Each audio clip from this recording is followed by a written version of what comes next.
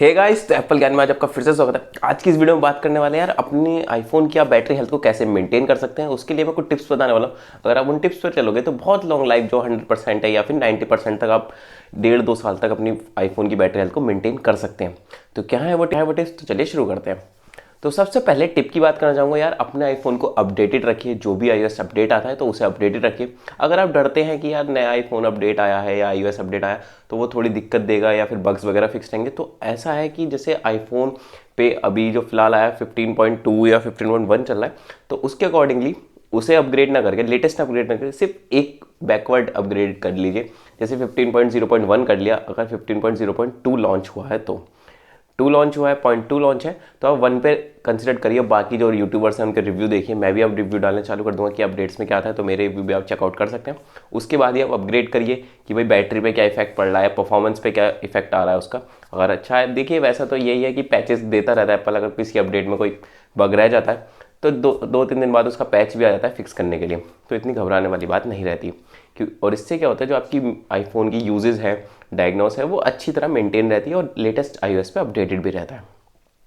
बात करते हैं दूसरी टिप की, तो दूसरी टिप है यार आईफोन के चार्जर को लेके। अब क्या है, एप्पल ने अपना आईफोन के साथ चार्जर देना तो बंद कर दिया, पावर ब्रिक जो आती थी वो देनी बंद कर दिया।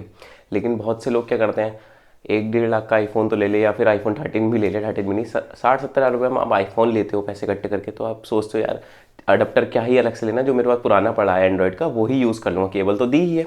लेकिन उसमें आप एक गलती ये कर देते हो यार, वो जो अडेप्टर रहता है ना उनकी पावर रेटिंग थोड़ी अलग रहती है। भले ही एप्पल ने कहा कि 15 वॉट फास्ट चार्जिंग सपोर्टेड है, लेकिन हर एक चार्जर अपनी आउटपुट अलग निकालता है, अलग वोल्टेज पे जनरेट करता है, तो उस पर डिपेंडेंसी रहती है। और अगर जो एप्पल अलग से 1800-2000 रुपये के चार्जर बेच रहा है वो 15 वॉट का, तो आप उसे परचेस करोगे तो ये है कि वो सिर्फ मेड फॉर आईफोन्स ही बनते हैं। तो आईफोन को कंसिडर करके, उसकी पावर हेल्थ को देख के हर चीज़ बना के वो एप्पल करता है। अगर आप 60-70 हज़ार रुपये फूक रहे हो तो कम से कम 2000 रुपये का चार्जर और ले लो एप्पल को पे करके, तो वो ज़्यादा बेनिफिशियल रहेगा आपके फ़ोन के लिए। तीसरी टिप यार, जो एप्पल के साथ केबल्स आती है ना, लाइटनिंग केबल, वो उनकी जो नेक होती है वो बहुत जल्दी टूट जाती है। लगभग 3-4 महीने में वो टूटने लगती है और ज़्यादा यूज़ नहीं रहती, और फिर डाटा ट्रांसफरिंग, चार्जिंग इश्यूज पैदा करती है। तो उसका जो एक रिलायबल सोल्यूशन होता है वो होता है MFI सर्टिफाइड केबल्स। तो MFI सर्टिफाइड केबल्स क्या होती है? MFI सर्टिफाइड केबल्स होती है मेड फॉर आईफोन्स या आईपैड, जो भी आप कहना चाहो। तो वो एप्पल अप्रूव्ड केबल्स होती हैं, जो कि आप अमेजोन पे चेकआउट कर सकते हो या फिर फ्लिपकार्ट वगैरह पे चेकआउट कर सकते हो। बहुत सारी कंपनीज़ की, और हर MFI सर्टिफाइड केबल पे बॉक्स पे मेंशन होगा MFI सर्टिफाइड है। और आप एप्पल की ऑफिशियल वेबसाइट पे जाके चेकआउट भी कर सकते हो क्या ये रियली में सर्टिफाइड है या फिर बॉक्स पे सिर्फ छाप दिया है। बाकायदा मॉडल नंबर, सीरियल नंबर आप डालेंगे तो उसकी पूरी डिटेल आ जाएगी। तो MFI सर्टिफाइड जो चेक करने का लिंक है वो मैं नीचे डिस्क्रिप्शन में दे दूँगा। अगर आप पे कोई MFI सर्टिफाइड केबल है तो आप वहाँ जाकर चेकआउट कर सकते हो। तो वो केबल का यूज़ करना सबसे पहली बात, और वो थोड़ी ड्यूरेबल रहती है नॉर्मल केबल से। 1500-2000 रुपये की आती है और 800-900 रुपये में आपको MFI सर्टिफाइड केबल मिल जाएगी। तो वो ज़्यादा, उनकी लाइफ भी स्पैन ज़्यादा होता है और अच्छी क्वालिटी भी रहती है, क्योंकि जो एप्पल देता है साथ में वो बहुत ही लो क्वालिटी रहती है। वो केबल मुझे कुछ खास पसंद आती नहीं। बात करते हैं अगली टिप की। अगली टिप है अपने फ़ोन में जो बैटरी ऑप्टिमाइजेशन होता है उसे ऑन कर देना। तो वो ऑप्टिमाइजेशन क्या है? वो आपके डेली रूटीन को सर्वे करता है एक तरीके से आईफोन आपका, कि भाई आपने किस टाइम पे फ़ोन चार्जिंग पे लगाया और कब आपने निकाला, कब आप उसका डे टू डे यूज़ करें। जैसे आप रोज़ रात को चार्जिंग पे लगाते हो और आप 6 बजे उठ जाते हो, 9 बजे सोते हो, चार्जिंग लगा और 6 बजे आप उठ जाते हो, तो आईफोन क्या करता है, उसका एक साइकिल बना लेता है चार्जिंग का। जैसे आपने 9 बजे लगाया तो वो 80% तक उसे चार्ज करेगा, ठीक है। उसके बाद 6 बजे से थोड़ी देर पहले वो उसकी उतने टाइम पहले चार्जिंग स्टार्ट कर देगा ऑटोमेटिकली, कि वो 80 से 100 हो जाए। तो उसमें क्या होगा, जो बीच में 80 to 100 रहता है उस टाइम पे वो स्टॉप रहेगा 3-4 घंटे, ताकि उससे फ़र्क ये होता है, जैसे एक तो ओवर चार्जिंग इशू नहीं होता, ओवर चार्जिंग सिक्योरिटी होती है, लेकिन उसमें क्या होता है, जैसे आपका आईफोन 100% हुआ, 100% पर रुक गई चार्जिंग लेना, लेकिन जैसे वो 99 होगा वो फिर चार्ज करेगा। अगर ऑप्टिमाइजेशन ऑन नहीं करोगे आप, आपने चार्जिंग पे लगाया, 100% हुआ, 100% से जैसे ही वो 99% पे आएगा, क्योंकि चार्जिंग स्टॉप कर देगा एप्पल अपने आप ही, 99% पे आएगा वो फिर चार्ज होगा। तो उससे क्या है, हीटिंग इशू आते हैं और आईफोन की जो बैटरी लाइफ साइकिल्स है और स्पैन है उन पर इफेक्ट पड़ता है। तो इससे भी आपकी बैटरी हेल्थ डिग्रेड होती चली जाती है, और इसलिए आप बैटरी ऑप्टिमाइजेशन ऑन करें, वो थोड़ा कंसिडर कर लेगा। अगर आप दिन में भी चार्ज करते हो तो कंसिडर लीजिए 80% कर देगा। जब आपको डेली यूज़ के लिए आप चार्जिंग पे से निकालोगे तो वो ऑटोमेटिकली 100 करके ही निकालेगा।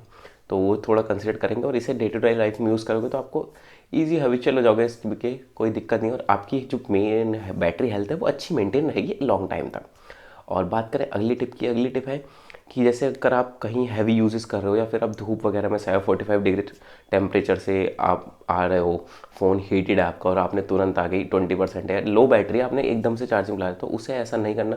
उसमें क्या होता है, बैटरी भी हीट होती है, फ़ोन भी हीट होता है और थोड़ा फ़ोन की बैटरी हेल्थ पे इफेक्ट पड़ जाता है वहाँ पे। तो उसमें क्या करना है, पहले आपको थोड़ा फ़ोन कूल डाउन होने देना है, ऑटोमेटिकली हो जाएगा। और अगर आपने कवर थोड़ा हैवी चढ़ा रखा है तो मेरा कंसर्न ये है, जब भी आप फ़ोन चार्जिंग पे लगाओ तो कवर निकाल के लगाओ। तो उससे क्या होगा कि जो हीट है जो फ़ोन जनरेट करेगा वो ऑटोमेटिकली एटमॉस्फेयर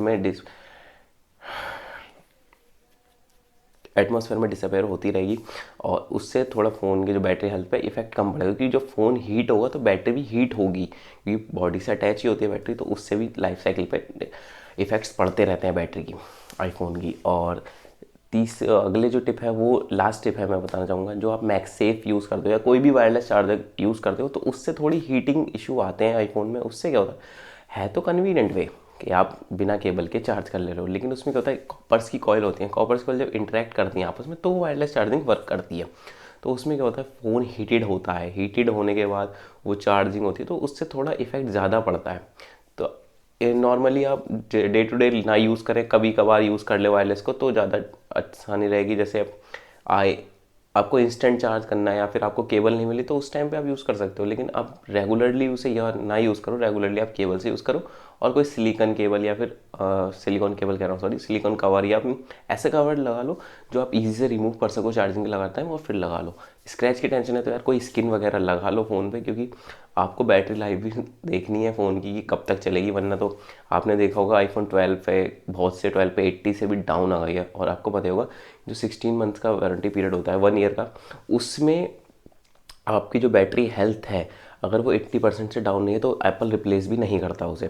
और अगर आप नई बैटरी पे करके भी डलवा लेते हो तो उस पर बैटरी हेल्थ का कोई इशू नहीं देता एप्पल, ना वो कोई वारंटी देता। अगर आपने आज बैटरी डलवाई है पे करके और आपकी कल को ही 80 या 70 डाउन हो गई तो उसमें नहीं देगा, परफॉर्मेंस पे दे देगा, लेकिन बैटरी हेल्थ पे कोई नहीं रहता कंसर्न। बहुत से कैचेस भी होते हैं कि फ़ोन बैटरी हेल्थ थोड़ी डाउन दिखाता है लेकिन बैटरी चलती है, अगर आपका काम चल रहा है। जैसे आपका फ़ोन 82% बैटरी हेल्थ दिखा रहा हो लेकिन आपका डे टू डे लाइफ में काम चल रहा है, फ़ोन अच्छा जा रहा है, वर्क कर रहा है, तो आपको कोई इशू नहीं है, ना ही चेंज करने की ज़रूरत है। लेकिन इन टिप्स के ज़रिए आप अपने आईफोन की बैटरी हेल्थ को बहुत ही अच्छी तरीके से मेंटेन कर सकते हैं। तो इस टिप्स को अपनाइए डे टू लाइफ में। अगर इफेक्ट पड़ता है तो मुझे कमेंट करके बताना, और चैनल पर नए हो तो सब्सक्राइब कर लेना। मिलते हैं नेक्स्ट वीडियो में।